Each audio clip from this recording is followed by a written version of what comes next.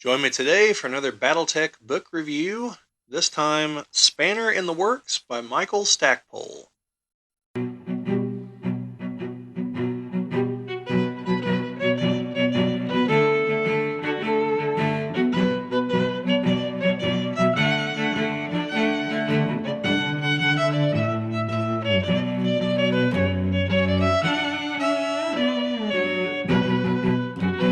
Welcome back to the Geek Cabal channel. My name is Bob, and today we're going to be reviewing another book, well, short story anyway, from the BattleTech universe. This is Spanner in the Works by Micheal Stackpole.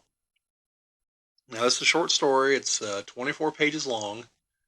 This is available in the starter set that you would presently find at Target, which is a Solaris 7 themed starter set. So it has different mechs than the other starter set and different maps. And we're going to link in the description to our unboxing video if you want to see what all's in that if you haven't seen it yet. But each of the box sets each came with a little short story like this, 18 to 24 pages. And this is the fifth of all of the current ones, the final one. I'm gonna put these videos out in release order, which means it's the last one. So you know that by now.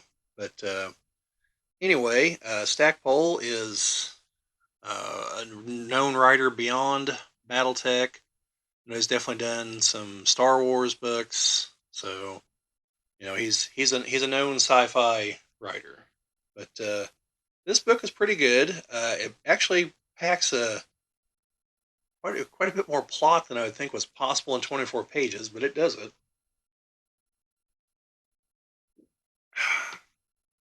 Now, like the others, this book takes place before the current era. This is in 3027. So that's before the Fourth Succession War, I believe. Definitely before the clan invasion and all the other fun stuff that happens later. So this book takes place entirely on Solaris 7. And it follows a group. Okay, so let me just briefly explain.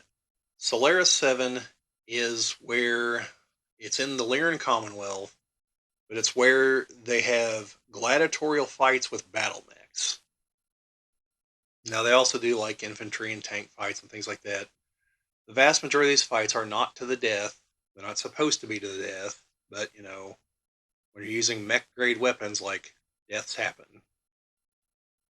So, there's different arenas, there's different skill levels, different weight classes, all kinds of things like that. There's all kinds of gambling, there's fortunes to be made and lost.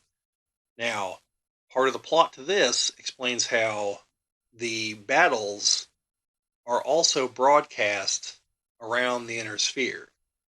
So, the main character, she has her little group of companions, and what they do is they are the ones that they edit and distribute their own battles instead of selling the rights to a distributor. Now, see, if a distributor takes it, what they do is they'll take the battle footage, but then they'll edit in local stars and be like, oh, here's, the local hero did this, because the locals don't know any better. Well, they basically do the same thing, except they'll take one battle and magically turn it into like 4 or 5. And, the distributors are none the wiser, which gives them all kinds of content to sell. And so that's their real racket. That's where they're really making their money. So the main character is approached by someone from House Davian, I believe. And there's someone out there, someone from House Lao, who is gunning for the House Davian representatives and is killing them. And so they want to set up like a counter thing to counter the narrative, and so they call her in, and she realizes that if they get this level of exposure, that it could ruin her little racket. So one of her people goes and is trying to find a way around all this, but the rest of them have to gear up for the fight. And the fight starts off funny and just gets funnier as it goes along. Not funny in like a ha-ha way, but as in like a, hey, isn't that weird? And essentially, it's really a free-for-all. They just haven't told her, the main character. And her supposed partner, the woman she thinks is her partner going into it, basically tells her to stay out of the way and let her get the other two kills. And then she kind of realizes that the whole point was to make it, they're going to try to edit it to make it look like that woman is surviving a 3-on-1 fight. Because the main character, I think she's from a border world. So she has Asian heritage, so she looks like she's probably from House Lao instead of House Davian. And so that's going to help sell the story that it was 3-on-1. But she figures that out and she's like, no, I'm not going for that.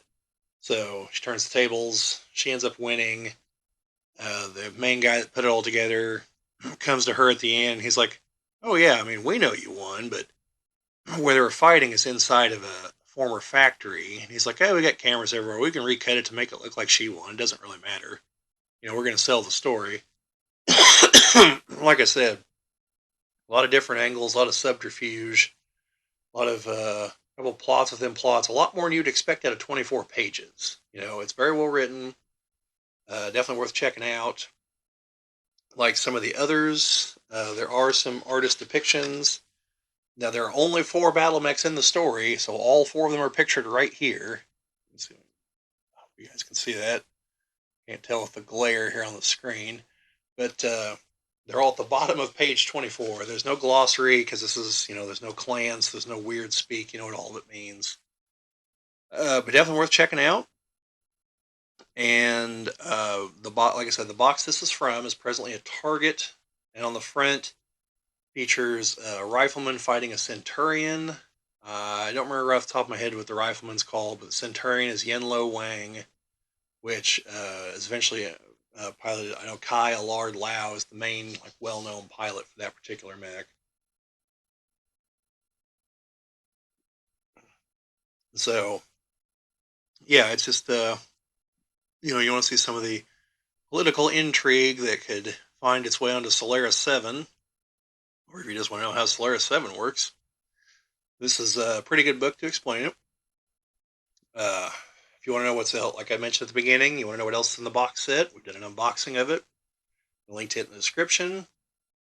And I believe, even though the box itself is a Target exclusive, I'd say there's a fair chance you can find these on the secondary market very cheap, because if anyone buys more than one box, they don't need more than one book. So eBay, maybe Fortress Miniatures or Ares Games Miniatures. I don't remember which way he calls it. I'll link to them both in the description. Because since that's a Target exclusive, I don't know if they can get them outside of just buying them at Target and reselling them. So I don't know how that works for their distribution thing. Ask them if you really want to know. Side note, if you're even remotely interested in the box set, even if it's just for this, you should heavily consider picking it up, because it retails for $25. Keep an eye out, get it on some kind of sale. It comes with a coupon for $20 off an order from Catalyst Games. So the contents of the box, I'm not gonna sit here and explain, oh, it only cost you $5. No, it's gonna cost you $25, but you're gonna get $45 worth of stuff out of it. So something to consider. You can buy something like this awesome T-shirt that I'm wearing, with the Star League emblem on it. They sell these. The shirt's like $30, so you're still going to pay $10 even after the coupon. But and right now, if you watch this very shortly after I put it up, they have a lot of these shirts back in stock they have not had in a while. So they're the last of the Kickstarter extras that they made in case they had to replace any. They think they're far enough past the Clan Invasion Kickstarter they can dump them now. So that's what's happening there. I'm going to do a whole separate video on that topic. It's probably just me, computer screen with me talking kind of stuff. But anyway, keep an eye out for that. But this book definitely worth checking out. I'd say I don't know if it's the best of these 5 stories that I've done here in these last few videos, but if it's not the best, it's the second best. So, Stackpole's a great author. So check it out, and just keep in mind, no guts, no galaxy.